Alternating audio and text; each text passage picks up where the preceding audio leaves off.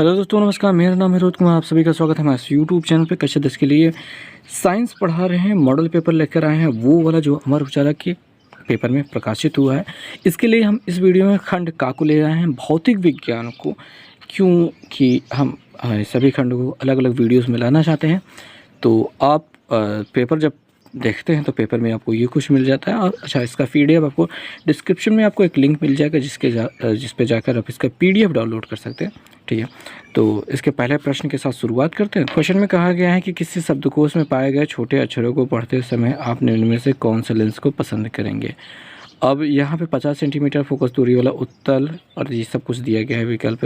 50 centimetre focus दूरी वाला अवतल, 5 सेंटीमीटर फोकस दूरी वाला उत्तल, 5 सेंटीमीटर फोकस दूरी वाला अवतल, ये दिया गया है। अब बात कर लेते हैं जो सूक्ष्मदर्शी के रूप में प्रयोग किया जाता है। जो लेंस आपको मिलता है छोटा सा, जो ड्राइंग बॉक्स में मिलता है, छोटा सा कहीं कहीं मिल जाता है, जिससे आप अक्षर को बड़ा करके देखते हैं। इसे उठा के इसे ऊपर नीचे करके आप देखते हैं, बड़ा अक्षर को बड़ा करके। वो कौन सा लेंस होता है? वो उत्तल लेंस होता है। ये दोनों विकल्प दिखाई दे रहे हैं, पहला वाला विकल्प और तीसरा वाला विकल्प। अवतल यहाँ पे बिल्कुल काम नहीं करेगा। अब लेकिन यहाँ पे 50 सेंटीमीटर फोकस दूरी और 5 सेंटीमीटर फोकस दूरी, तो यहाँ पे कौन सा सही होगा? 5 सेंटीमीटर फोकस दूरी वाला, कम फोकस दूरी वाला। अगर आपका 50 सेंटीमीटर फोकस दूरी वाला लंबा सा रहेगा, यानी कि भाई आपने क्या किया है, आपके पास एक लेंस है 50 सेंटीमीटर फोकस दूरी, यानी इतनी दूर आप देख रहे हैं, 50 सेंटीमीटर फोकस दूरी इतनी हो गई, तो भाई वस्तु को यहाँ पे भी रख करके उसको बड़ा करके देख रहे हैं, तो ये थोड़ा सा कम अच्छा काम करता है। आपके बड़े द्वारक वाला और कम फोकस दूरी वाला लेना होता है। बड़े द्वारक मतलब उसके जो ये डायमीटर होता है, ठीक है, ये अपर्चर, ये बड़ा होना चाहिए और फोकस दूरी कम होनी चाहिए, तब जाके ये अच्छे तरह से सूक्ष्मदर्शी के रूप में काम करता है। तो आपको ये याद रखना है कि उत्तल तो लेना ही है। क्या लेना है?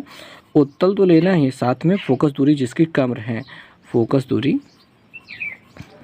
कम हो, वो आपका यहाँ पे रखना है। अब इसके लिए आपको किताब में इसका इस क्वेश्चन, ये ठीक यही क्वेश्चन आपको मिल जाता है। उसके लिए आपके सॉल्यूशन के साथ में इसका कुछ दिया गया है। कह रहे हैं 5 सेंटीमीटर फोकस दूरी वाला उत्तल लेंस, क्योंकि उत्तल लेंस का उपयोग आवर्धन लेंस के रूप में किया जाता है। कम फोकस दूरी वाला उत्तल लेंस पढ़ने में उपयोगी होता है और ज़्यादा फोकस दूरी वाला उपयोगी नहीं होता है। तो आप उत्तर के रूप में प्रयोग करेंगे, ऐसा लिखेंगे, प्रश्नोत्तर संख्या लिखेंगे, का नंबर डालेंगे और 5 सेंटीमीटर फोकस दूरी वाला उत्तल लेंस। अगर आप ऐसा लिख देंगे तो बेहतरीन उत्तर हो जाएगा। और खा नंबर प्रश्न को आप करने के लिए आप खा भी यहीं पे डालेंगे, गा भी ऐसे डालेंगे और आगे बात को बढ़ाएंगे। खा नंबर वाला हम प्रश्न अगर हम देखें तो हमें क्या मिलता है, तो यहाँ पे कह रहे हैं कि जब कांच के प्रिज्म में से श्वेत प्रकाश गुजरता है तो स्पेक्ट्रम में किस रंग का विकिरण के लिए विचलन न्यूनतम होता है? किस रंग के विचलन के लिए न्यूनतम होता है भैया? अगर आप प्रिज्म से प्रकाश को पार कराते हैं तो ऐसे बिखरता है, तो सबसे नीचे कौन होता है जिसका विचलन सबसे ज़्यादा होता है? बैगनी का विचलन सबसे ज़्यादा होता है, इसलिए वो सबसे नीचे आता है। और सबसे कम विचलन किसका होता है? लाल रंग का होता है। इस वजह से वो लगभग बिना विचलित हुए आगे निकल जाता है। तो इसमें आप किस विकल्प को चुनेंगे? पहले विकल्प को चुनेंगे, जहाँ पे आप लिखेंगे लाल। ठीक है, अब पहला विकल्प आपको ए डाल देना है और उसके बाद इसे लिख देना है लाल। और यहाँ पे हमने सी नहीं लिखा था, वो भी आपको लिख करके रखना है। और अगर आप बात करेंगे ग नंबर प्रश्न की, तो ग नंबर प्रश्न पे चलते हैं। तो ग नंबर प्रश्न में हम देखते हैं, कह रहे हैं किसी चालक तार का प्रतिरोध 5 ओम है। अगर आप बात कर रहे हैं रेजिस्टेंस की आर बराबर, तो क्या मिल रहा है? 5 ओम मिल रहा है। और साथ में इसमें 0.5 एम्पियर की धारा प्रवाहित हो रही है, यानी आई का मान क्या है? 0.5 एम्पियर की धारा प्रवाहित हो रही है। तो इसमें उत्पन्न होने वाला विभवांतर का मान ज्ञात कीजिए। तो V का मान आपसे ज्ञात कर रहा है, तो V बराबर, अगर आपको याद है तो V बराबर होता है IR। V बराबर IR, V बराबर IR। तो यहाँ पे आप रखेंगे I का मान 0.5 और V का R का मतलब रखेंगे 5, 5 5 25 होता है। तो 2.5 आपको मिल रहा है सेंटीमीटर में, सॉरी V है, वोल्टेज है, V में रहेगा। ठीक है, तो कितना मिल रहा है? 2.5। अब विकल्पों को देखेंगे तो कौन सा मिल रहा है? डी वाला विकल्प मिल रहा है कितना?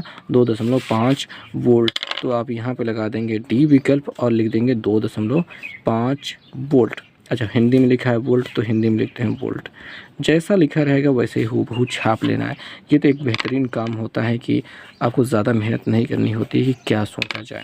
फिलहाल हम बात करेंगे घ नंबर प्रश्न की। कहा जा रहा है तांबे की एक तार कि आयताकार कुंडली किसी चुंबकीय क्षेत्र में गति कर रही है। अब तांबे की आयताकार जो कुंडली होती है, अगर हम कुंडली को थोड़ा सा बनाने की कोशिश करें तो आयताकार तांबे की कुंडली कुछ ऐसे प्रकार की होगी, ये रही। अब यहाँ पे एक एन पोल वाला एक चुंबक ले लेते हैं, यहाँ पे एस पोल रख देते हैं चुंबक का। जब यहाँ पे ये घूर्णन गति कर रही है, घूम रही है, तो प्रेरित विद्युत धारा की दिशा कितने परिभ्रमण के पश्चात परिवर्तन होता है। तो कितने परिभ्रमण के बाद ये परिवर्तन होता है। अगर आपने इसको पढ़ा है तो आपको याद होगा कि ये आधे चक्कर में एक तरफ से धारा बढ़ती है, दूसरे आधे चक्कर में दूसरी तरफ से धारा बहती है। तो इस प्रकार से यहाँ पे आधे चक्कर में, यानी बी वाला विकल्प जो आपको दिखाई दे रहा है ये वाला सही है, सेकंड वाला विकल्प। तो हम इसको कह सकते हैं कि बी वाला विकल्प सही है। और ये आधे चक्कर में क्या होता है, आधे चक्कर में धारा की दिशा परिवर्तित हो जाती है, ये आपका सही विकल्प हो गया। तो इस प्रकार से आपका ये पूरा बहुविकल्पीय प्रश्न खत्म होता है। अब आ जाता है आपके दूसरा प्रश्न, जहाँ पे आपको कितने नंबर के, 2-2 नंबर के प्रश्न मिल जाएंगे और प्रश्न उत्तर संख्या आप 2 डाल देंगे बहुत अच्छे से। फिलहाल हम ऐसे वैसे गोच के रखते हैं। क्या है, स्नेल के अपवर्तन संबंधित नियम को लिखिए। स्नेल का अपवर्तन संबंधित क्या नियम होता है। स्नेल का नियम अगर आपने पढ़ा है तो sine I upon sine R, बहुत इंपॉर्टेंट है, ये हर बार एग्जाम में आता ही है, बराबर नियतांक।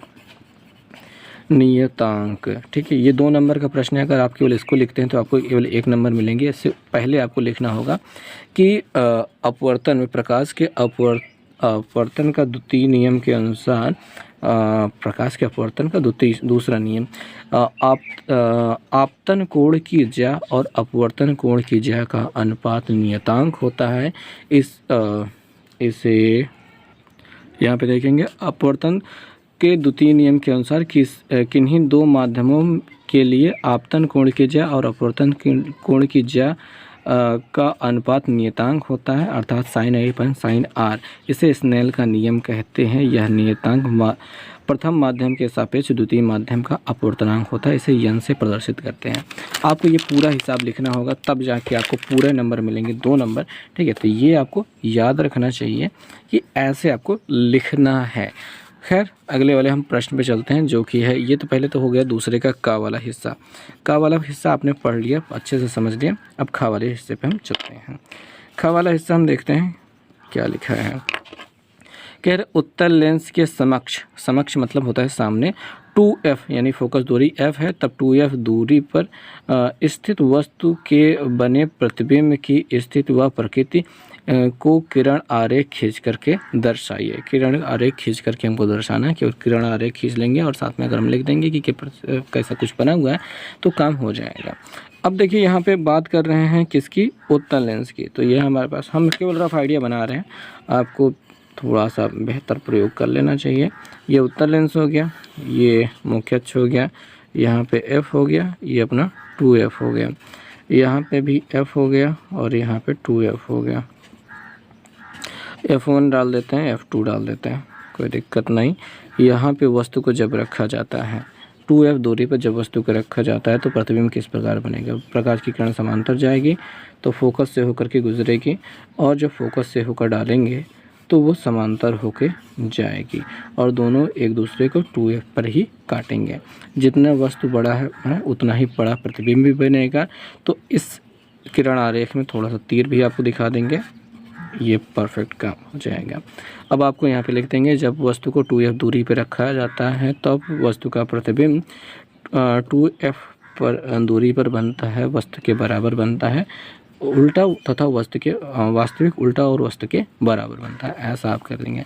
क्या बन रहा है, वास्तविक बन रहा है, उल्टा बन रहा है और वस्तु के बराबर बन रहा है, साथ में कहाँ पे 2f दूरी पर।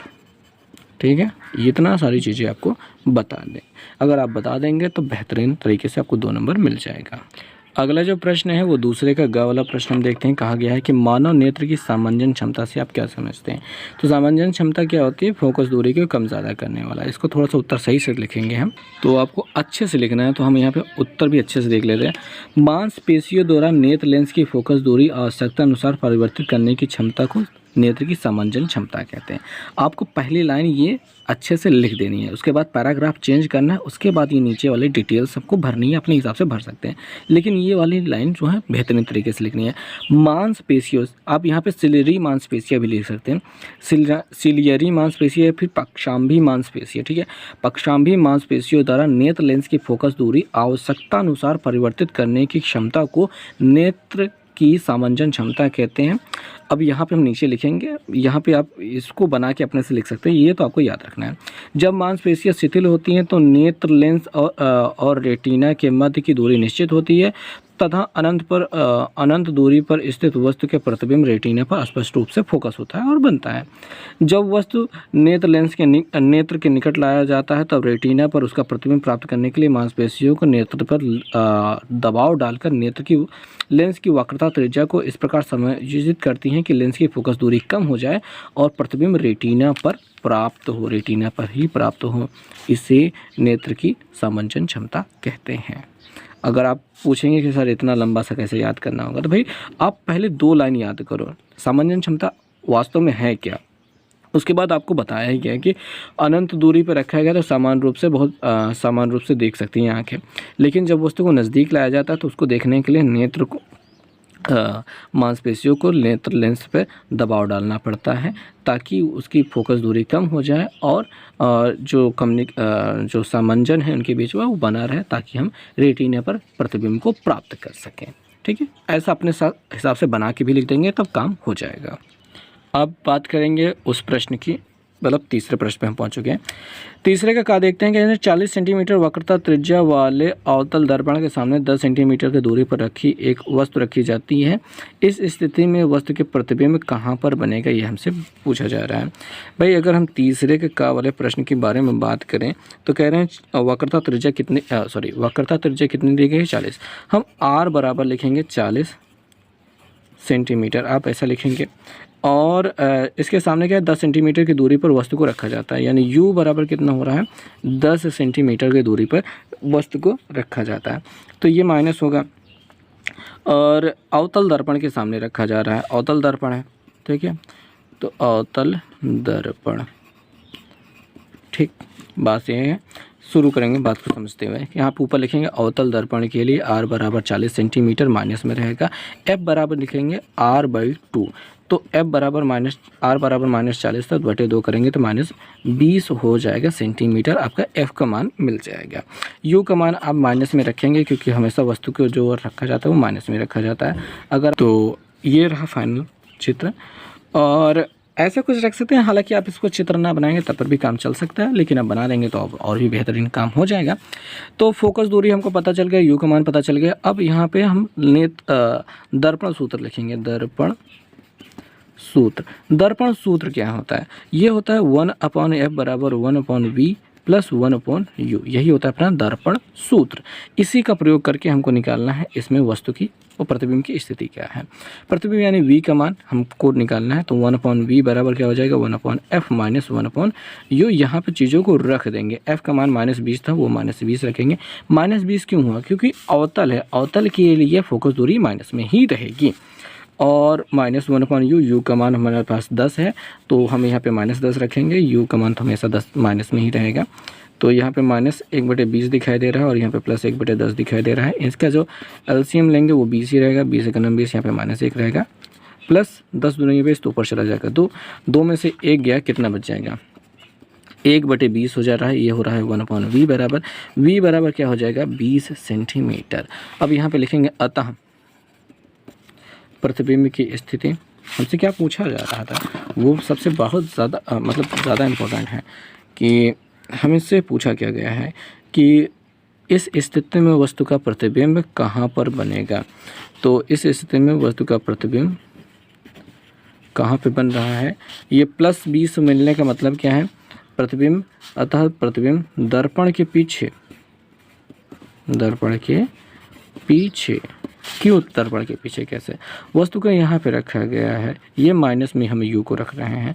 अगर v का मान +20 मिल रहा है यानी इधर की ओर प्रतिबिंब बनेगा, तो हम दर्पण के पीछे 20 सेंटीमीटर की दूरी पर बनेगा। अब चाहे तो लिख सकते हैं कि आभासी प्रतिबिंब बनेगा, ठीक है, आभासी बनेगा क्योंकि दर्पण के पीछे बनना आभासी काम होता है। तो ये इस प्रश्न का उत्तर हो गया। तो ये रहा अगला प्रश्न, मतलब तीसरे का का वाला है, इसी में अथवा वाला हिस्सा दिया गया है हमको। कह रहे हैं निकट दृष्टि दोष किसे कहते हैं, इस दोष का कारण बताइए, इस दोष के निवारण के लिए किस लेंस का प्रयुक्त करना होगा। तो निकट दृष्टि दोष वह दृष्टि दोष जिसमें आपकी दूर की वस्तुएं स्पष्ट नहीं दिखाई देती है और नज़दीक की वस्तुएं स्पष्ट दिखाई देती हैं, इससे निकट दृष्टि दोष कहते हैं। इस दोष का क्या कारण है, इस दोष का मुख्य रूप से देखिए हर प्रकार के दोष के जो मुख्य कारण देखिए किस वजह से ये होता है, आपके जो लेंस है नेत्र लेंस उसकी फोकस दूरी में कमी आ गई है, या फिर आपका जो ये गोलक है ये बड़ा हो गया, ये तो मुख्य वैसा कारण होता है। लेकिन इसमें ये भी कारण देना है कि निकट दृष्टि दोष क्या है कि मुख्य कारण ये बन जाएगा कि प्रतिबिंब जो रेटिना पे बनना चाहिए रेटिने पे न बन करके उससे पहले ही बन जाता है, ये मुख्य रूप से कारण होता है।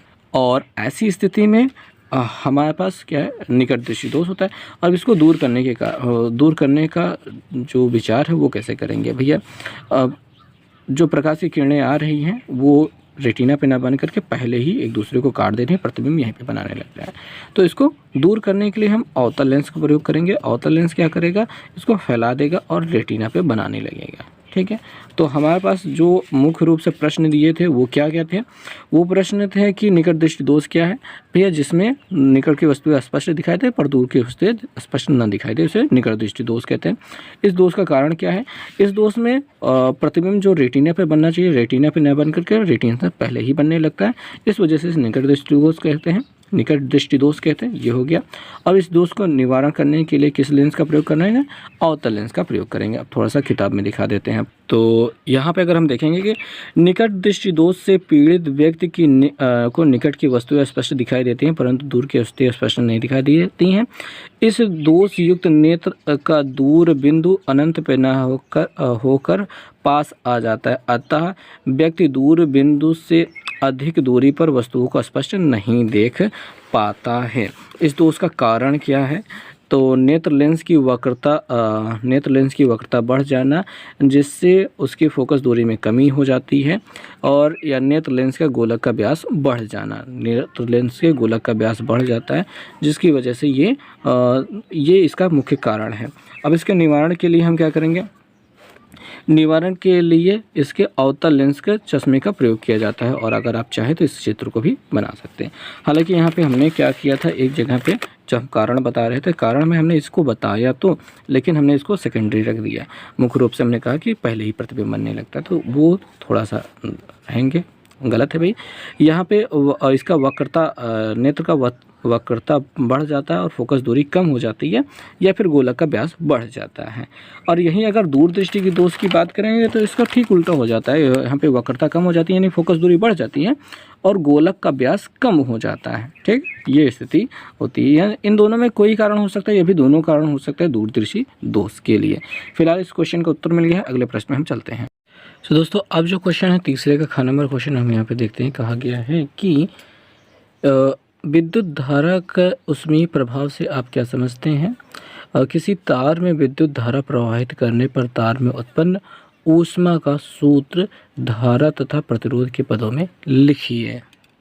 तो हम उसका उत्तर देखेंगे, यहाँ पे हम किताब में सीधे दिखा देते हैं कि विद्युत धारा के प्रवाह के कारण किसी चालक में ताप में वृद्धि की घटना को विद्युत धारा का तापीय प्रभाव या ऊष्मीय प्रभाव कहा जाता है। ये आप मुख्य रूप से लिखेंगे, उसके बाद उसके थोड़ा सा विस्तार करके लिखना ज़रूरी है। जैसे जब किसी चालक में इलेक्ट्रॉन गति करते हैं तो चालक में उपस्थित परमाणुओं से बार बार टकराते हैं। इस प्रक्रिया में गतिशील इलेक्ट्रॉन अपनी गतिज ऊर्जा का कुछ भाग परमाणुओं में स्थानांतरित कर देते हैं। ऊर्जा के इस स्थानांतरण को चालक में परमाणु की गतिज ऊर्जा बढ़ जाती है जिससे संपूर्ण चालक का ताप बढ़ जाता है, अर्थात विद्युत धारा प्रवाह से पदार्थ में ऊष्मा उत्पन्न हो जाती है। और किसी भी अगर हमको यहाँ पे जो निकालना था, और अगर उत्पन्न ऊष्मा की जो सूत्र के बारे में बात कर रहे थे, अगर उसको देखा जाए तो उत्पन्न उसमें W बराबर होता है I²RT/4.2। 4.2 करने से ये कैलोरी में मिलेगा, अन्यथा ये जूल में मिलता है। 4.2 से भाग करना बंद कर देंगे तो ये जूल में मिलने लगेगा। अभी ये कैलोरी में मिलेगा जब 4.2 से भाग करेंगे तो उत्पन्न उसमें ये W बराबर I²RT हो जाएगा, जो हमको चाहिए था सूत्र। इसमें एक अथवा वाला हिस्सा भी दिया गया है जहाँ पे हमको एक प्रश्न दिया गया है कि नीचे प्रदर्शित परिपथ में बिंदु ए और बी के बीच में मध्य तुल्य ए और बी यहाँ पे दिखाई दे रहा है, इनके बीच का तुल्य प्रतिरोध के परिपथ प्रतिरोध तथा परिपथ में प्रवाहित धारा का मान ज्ञात कीजिए। तो प्रतिरोध हमको परिपथ हमें कुछ इस प्रकार से दिखाई दे रहा है। उसके बाद ये अगला प्रश्न है, लेकिन अभी यहीं पे कर लेते हैं। अगर आप चाहें तो मुजबानी करना चाहें मुजबानी कर सकते हैं। देखिए 4 और 4 के जो ए और सी के बीच में ये प्रतिरोध है ये समांतर क्रम में जुड़े हुए हैं, तो ए और सी के बीच का तुल्य प्रतिरोध पहले निकालते हैं। तो भैया ए और सी के बीच तुल्य प्रतिरोध जो निकलेगा वो 1/r' करके निकलेगा। ये 1/4 प्लस 1/4 करके निकलेगा, और ये 4 4 बराबर है तो 2/4 कट जाएगा तो 1/2 आ जाएगा, काट देते हैं यहीं पे। तो r' बराबर क्या मिल जाएगा, 2 ओम मिल जाएगा। और अगर आप क्वेश्चन में देखिए यहाँ पे हो जाएगा 2 ओम और इसके बाद ये है 4 ओम। तो ए और बी के बीच में तुल्य प्रतिरोध हमसे निकालना था, तो हम यहाँ पे लिखेंगे ए व बी के बीच। आपको जब सवाल करना होगा इसको कॉपी में आपको तो विधिवत सवाल पूरी उतार देनी है, और उसके बाद ऐसे लिखना है ए और सी के बीच का तुल्य प्रतिरोध, मतलब चित्र भी बनाना है, ठीक है। और उसके बाद लिखेंगे नीचे ए और बी के बीच का तुल्य प्रतिरोध। अब ये देखिए श्रेणी क्रम है, यहाँ पे हम लिख देंगे समांतर क्रम, ठीक है, समांतर क्रम लिख देंगे और ये श्रेणी क्रम लिख देंगे। तो श्रेणी क्रम में होने की वजह से ये देखिए ये जो r' है और साथ में जो 4 ओम अगला मिला था वो दोनों सीधे सीधे जुड़ जाएंगे, और ये तुल्य प्रतिरोध कितना हो जाएगा, 6 ओम मिल जाएगा। ये ए बी के बीच का तुल्य प्रतिरोध, एक आंसर तो ये हो गया। और धारा का हमें निकालना है कि इसमें प्रवाहित कितना धारा का मान निकालना है, कह रहे हैं इसमें कितना धारा प्रवाहित हो रही है ये भी बताइए। अब यहाँ पे 6 वोल्टेज दिखाई दे रहा है और धारा यहाँ से बह रही है। 6 वोल्टेज होने की वजह से देखिए वी आई आर का मान तो हमको 6 ओम मिल गया है, और वी का मान जो दिया गया 6 वोल्ट दिया विद्युत विभव, और वी बराबर क्या होता है, आई आर होता है, वी बराबर आई आर होता है। तो आई बराबर क्या होता है, वी अपॉन आर हो जाएगा। वी का मान कितना हो जाएगा, 6 ओम, और आर का मान तो 6 ओम निकाले ही हमने, तो 6 से 6 कट जाएगा, कितना बचेगा 1। तो धारा आई बराबर हमारा क्या हो गया, 1 एम्पियर की धारा अब हमारे पास यहाँ पे बह रही है। बस यही हमारा उत्तर हो जाएगा।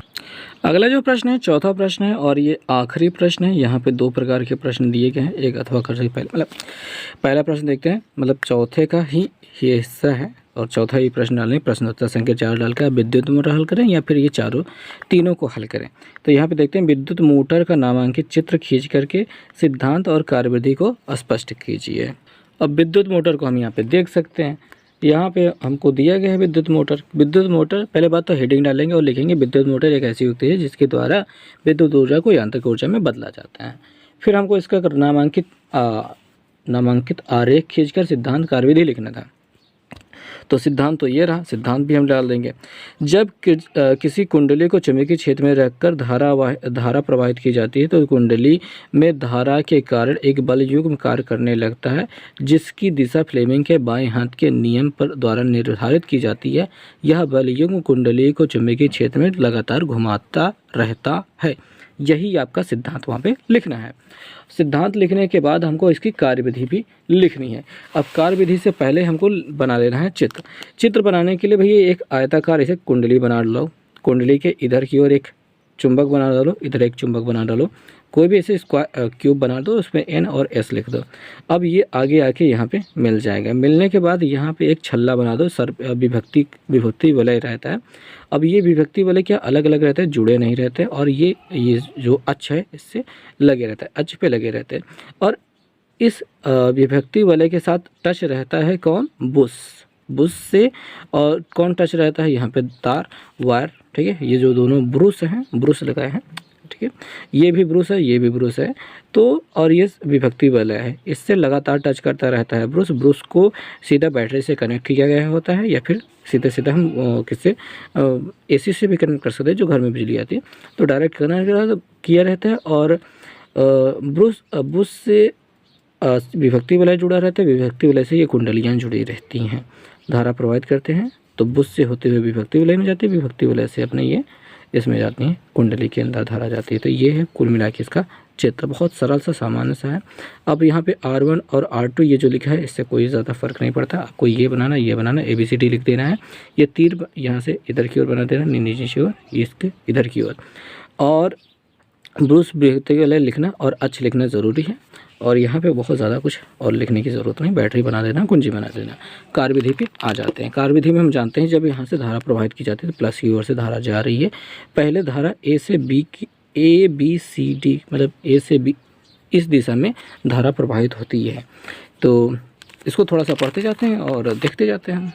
तो यहाँ पे लिखा गया है कि मारा कुंडली ABCD क्षैतिज दिशा में है। जब परिपथ में कुंजी लगाते हैं तो ब्रूस X से कुंडली ABCD में धारा प्रवाहित होती है और ब्रूस Y से वापस चली आती है। फ्लेमिंग के बाएं हाथ के नियम के अनुसार भुजा BC तथा AD पर कोई बल कार्य नहीं होता है। तो फ्लेमिंग के बाएं हाथ के नियम के अनुसार ये जो AB और CD है, मतलब AD और CB, इस पर कोई भी बल कार्य नहीं करता है, कोई भी कार्यरत नहीं होता है, क्योंकि दोनों भुजाएं चुंबकीय क्षेत्र के समांतर होती हैं, समांतर हैं। भुजा AB पर नीचे की ओर तथा भुजा CD पर समान मात्रा में ऊपर की ओर बल कार्य करता है। इस प्रकार कुंडली में एक बल युग्म कार्य करता है और यह कुंडली वामावर्त दिशा में घूर्णन करती है। तो AB पर हमें नीचे की ओर लगेगा और CD पर ऊपर की ओर लगेगा, जिसके बाद ये बाईं ओर इस दिशा में ये घूर्णन करेगी। थर्ड नंबर पे आते हैं। जब कुंडली ऊर्ध्वाधर अवस्था में आ जाती है तो ब्रूसों पर विभक्ति वलयों के संबंध विच्छेद हो जाते हैं, यानी कि कनेक्शन कट जाता है तथा धारा का प्रवाह बंद हो जाता है, लेकिन जड़त्व के कारण कुंडली स्थिर नहीं होती और वो आगे बढ़ जाती है। तो भैया चित्र में देखते हैं, जब तक इस अवस्था में है तो यहाँ पे धारा प्रवाहित हो रही है, काम हो रहा है। जब ये घूम के ऊपर आएगी तो ये वाला हिस्सा, जो कटा वाला हिस्सा, इसके सामने आ जाएगा और धारा प्रवाहित होना बंद हो जाएगी। लेकिन एक बार जब इसमें बल लग गया है तो इसमें जड़त्व हो जाता है और फिर ये आगे घूम जाती है, रुकती नहीं है। और जब आगे बढ़ती है तो ये वाला हिस्सा इसके टच करने लगता है, ये वाला हिस्सा उससे टच करने लगता है। और चौथे चरण में हम देखते हैं, जब कुंडली ऊर्ध्वाधर दिशा से स्थिति से गुजरती है तो विभक्ति वाले स्वतः ही अपना स्थान परिवर्तित कर लेते हैं, यानी बातें बदल गई है, जज्बात बदल गए, हालात बदल गए, विपरीत ब्रूसों के संपर्क में आ जाते हैं। इस प्रकार कुंडली की धारा की दिशा व्युत्क्रम हो जाती है, लेकिन सीधे हाथ की ओर धारा की दिशा समान रहती है। ये बात ये हो जाती है कि ये पूरा हिस्सा घूम गया तो यहाँ पे दिशा तो बदल गई, लेकिन धारा तो ऐसे ही जा रही है। और इसमें जब ये CD इधर आ गया है तो धारा अब उल्टी दिशा में बहने लगेगी। उल्टी दिशा में जैसे ही बहने लगेगी तो फिर से बल वो नीचे की ओर लगाएगा और AB जब यहाँ पे पहुँच गया उस पर ऊपर की ओर लगाएगा और फिर से वामावर्त दिशा में ये घूमने लगेगी। अब यहाँ पे देखेंगे, अतः बाएँ हाथ की ओर सदैव बल ऊपर की ओर तथा दाएं हाथ की ओर बल सदैव हमेशा ऊपर की ओर, बाएं हाथ की ओर हमेशा नीचे की ओर लगता है। इस प्रकार कुंडली स्वतः ही वामावर्त दिशा में घूर्णन करती रहती है। अब ये कुंडली लगातार ये मोटर घूमती रहती है और ये हमेशा काम चलता रहता है। यहाँ की ओर जो भी तार रहेगा वो हमेशा नीचे की ओर उस पर बल लगेगा और इस पर हमेशा ऊपर की ओर बल लगेगा। तो इस प्रकार ये प्रश्न खत्म होता है। अगला जो प्रश्न है चौथे का अथवा वाला हिस्सा, देखिए इसमें 3 प्रश्न दिए गए, तीनों के लिए क्या क्या करें। निम्नलिखित दिशा को निर्धारित करने के लिए नियम लिखिए। यहाँ पे 1 2 3 ठीक हैं। इसको निर्धारित करने के लिए अलग अलग नियम। पहले किसी विद्युत धारावाही सीधे चालक के चारों ओर उत्पन्न चुंबकीय क्षेत्र, इसको चुंबकीय क्षेत्र को जो दिशा जो होती है उसको निर्धारित करने के लिए कौन सा नियम लगता है। एक तो स्क्रू वाला नियम लगता है, मैक्सवेल का दक्षिणवर्ती पेज का नियम, इस नियम के अनुसार यही हमको लिख देना है। वो क्वेश्चन उतारने के बाद यही लिख देना, मैक्सवेल का दक्षिणवर्ती पेज का नियम। यदि पेज कसते समय पेचकस को दाएं हाथ से पकड़कर इस प्रकार घुमाया जाए कि पेज की नोक धारा की दिशा में आगे बढ़े तो पेज को घुमाने की दिशा चुंबकीय बल रेखाओं की दिशा को प्रदर्शित करती है। ये वाली दिशा जो होती है, मतलब ऐसे ऐसे नीचे से ऊपर वाले, ये इस चुंबकीय बल रेखाओं की दिशा को प्रदर्शित करती है। यही है नियम। और आप इसका दूसरा नियम भी चाहे तो लिख सकते हैं, दाएं हाथ के अंगूठे का नियम। अगर इस नियम के अनुसार, यानी दाएं हाथ में एक सीधे धारावाहिक चालक को इस प्रकार पकड़ें कि उंगलियां तार पर लिपटी रहें तो अंगूठा धारा की दिशा में हो, तो लिपटी हुई उंगलियां धारा की दिशा चुंबकीय बल रेखाओं की दिशा को प्रदर्शित करेगी। अगर ये इधर की ओर धारा है तो इधर की ओर क्या हो जाएगी, चुंबकीय बल रेखाओं की दिशा होगी। अगला जो प्रश्न है वो देखते हैं, कह रहे हैं किसी चुंबकीय क्षेत्र के लंबवत स्थित विद्युत धारावाही सीधे चालक पर आरोपित बल।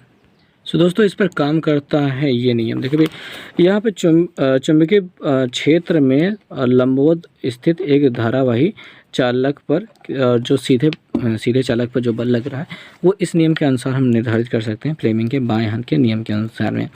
फ्लेमिंग के बाएं हाथ के इस नियम के अनुसार यदि बाएं हाथ के अंगूठे को उसकी पास वाले दोनों उंगलियों से परस्पर इस प्रकार फैलाया जाए कि तीनों एक दूसरे के लंबवत रहें, तो इस स्थिति में प्रथम उंगली चुंबकीय क्षेत्र, ये चुंबकीय क्षेत्र, प्रथम उंगली चुंबकीय क्षेत्र और बीच वाली उंगली प्रवाहित धारा, ये धारावाही चालक इधर की ओर, धारा इधर बह रही है, चुंबकीय क्षेत्र इधर है, तो इस पर लगने वाला बल ऊपर की ओर लगेगा। तो यही दिशा का निर्धारण करने के लिए फ्लेमिंग के बाएं हाथ का नियम लगता है, और फ्लेमिंग के बाएं हाथ का नियम लेकर के आपको इसका एक्सप्लेनेशन दे देना होगा कि ये इस प्रकार से प्रदर्शित होता है, और चाहे तो आप चित्र भी बना सकते हैं।